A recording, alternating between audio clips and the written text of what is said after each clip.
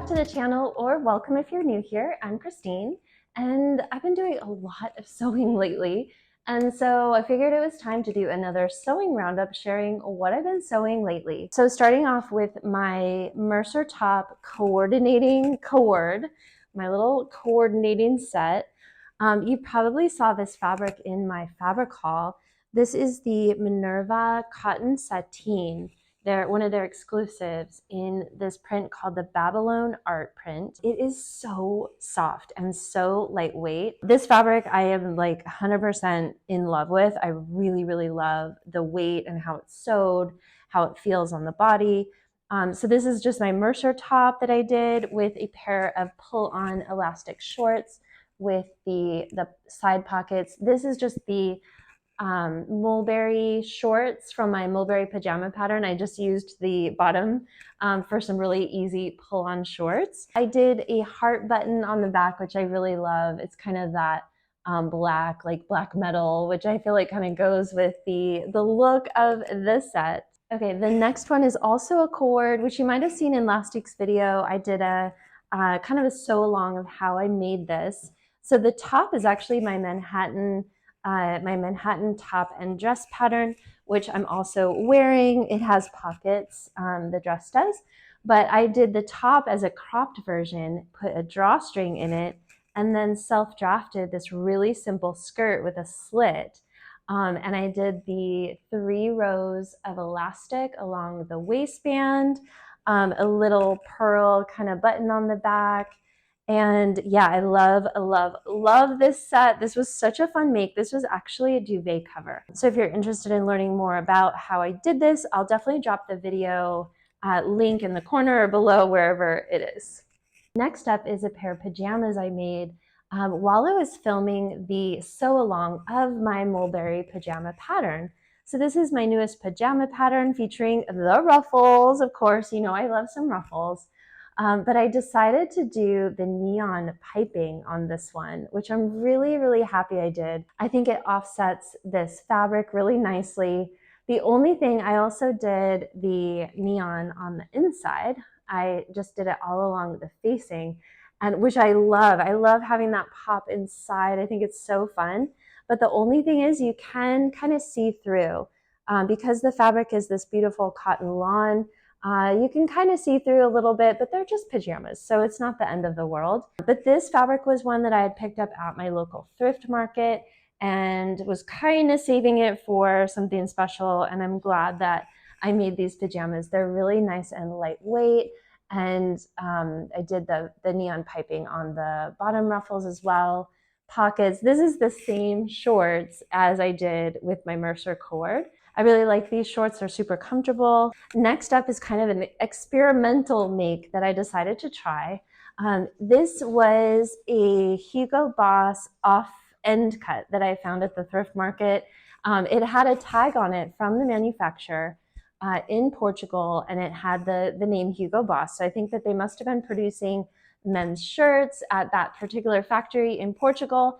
And I snagged a couple of yards of the end cut and decided to whip up this shirt dress. So I used just a basic button-up shirt pattern, and I omitted the sleeves, obviously, but I did extend the shoulder down about 1 inch. So all I did as I was cutting out the pattern, I just kind of took it out a little bit so that I would have a little bit more upper arm coverage. It was just like kind of the look I wanted. And then I extended it into a maxi, which I do a lot. I think I've done several different projects where I like to lengthen things into maxis. And I just did the slit at all the way to like mid thigh. And brought the buttons all the way down. And then I decided I had seen a look very similar to this at Zara, where they had done some of this like pleating sort of detail. And I really liked it. I think that it gives it kind of a modern, structural, artistic kind of a look. And so I decided to just try it. All I did was just kind of grab the fabric, pleated it as I wanted. And I also did a pleat on the back, like right at center back, just to kind of bring in some of the volume in the back, and also carry through that kind of structural element. And I love this. So cool because nothing is tight. And so the wind just whips through and it's been so nice on these really hot and humid days. If I could do something differently on this, I would definitely have added pockets. It's one thing, I don't know why I didn't do it, but it's missing pockets, which is kind of sad, but it's okay. So I would definitely add pockets, and then I would have put both of the pleats facing downwards. See how this one I did like upwards, and this one is downwards. So this one kind of falls funny. So I would do all the pleats facing downwards, but overall, I really, really, really love this make. So for my next make, I went a little bit onto the cottagecore vibe, which I have been kind of doing cottagecore lately. I've been really into this feminine, kind of whimsical style. So I had this yellow pinstripe cotton, which was really giving me the kind of Italian Riviera, kind of Mediterranean vibes, lemons. So I really wanted to make a beautiful, kind of airy, flowy dress. So I used my Essex Dress pattern and I did a couple hacks. The first thing I did was I made the waistband much more narrow. So just one row of elastic, just to make it a little bit finer, a little bit less sporty than the double band that the pattern has. So that was a pretty simple hack. The other thing I did is right at the very bottom of the pocket, the pattern just goes straight down, but I decided to make a seam and add a ruffle to the bottom. I really wanted it to have that romantic kind of vibe. I had done an Essex dress last year in a similar way, so I knew it was going to work. And the ruffle is just 1.5 larger than the bottom of the skirt. So it's not like a massive ruffle. It's just a nice, soft, kind of flowy ruffle. Gives it a little bit of the twirl factor and femininity. And I did hem it to be a little bit longer, which I love with this style. The other thing I decided to do was just add these like drawstrings. They're not real drawstrings. I used elastic just because it's kind of easier to get in and out of with elastic as opposed to drawstrings on your arm, which is kind of cumbersome to tie. So I just hand sewed them onto the sleeves. But as the sleeves are puffed, I love the look, which is the little drawstring kind of poking out. I think it adds just some kind of like whimsical look to it. And I also did one right at center front, which also just gives it a little bit of detail. This fabric is so lightweight and so pretty. Overall, I absolutely love this dress, and it's gonna take me through the rest of summer. All right, next up is a set that I absolutely love. This was such a fun set. So first, let's see. I'll start by showing you the shorts. They're the most brightest color. So this was a tablecloth that I had from one of my fabric hauls, and I decided to make it into these shorts. This also is my mulberry shorts pattern. You can tell I really love this pattern. It makes just a really great basic short with the side pockets. So I did the pattern placement using the hem of the tablecloth, and then I pattern matched and just did it along the waistband as well. So I love, love, love the way these came out. I've been wearing these just with a t-shirt when I walk my dog. But what I actually made them to go with is my smocked top. So this was a cotton voile that I had received from Minerva, and I decided to do this smock style. So it's kind of like a pseudo smocking that I did. It's I don't know. I mean, I think it is smocking. It's just a looser smock. Whereas like I guess I'm used to on children's clothing the really tight smocking.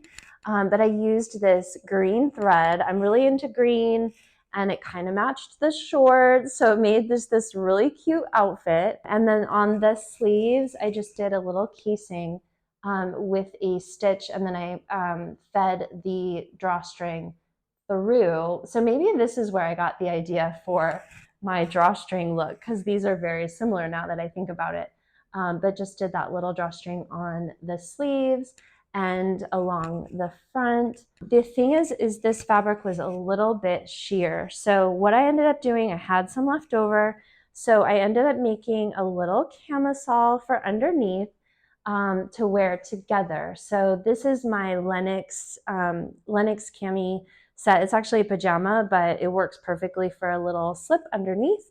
And I did the lace around the edges and then just the basic straps. And then I had actually more left over of the fabric.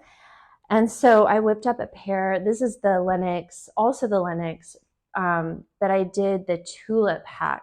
So I made these little sleep shorts. I wear these. I have these in so many different colors and fabrics. I wear them to sleep in the summer or around the house. I absolutely love them. I love the tulip style. This is just a really simple hack. And then I did the same lace and just a nice soft elastic along the top. So last but not least is my robe. I love, love, love my special robe. I did do a video about how I do the French seam on the 90-degree angle here to reduce the bulk.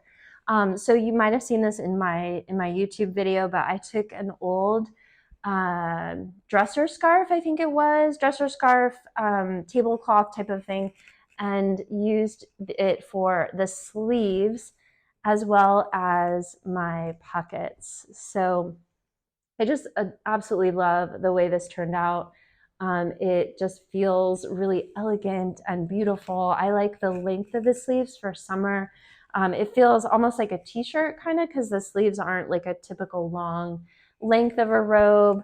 And I just absolutely love, love, love this project. I think it was such a great use of the linens.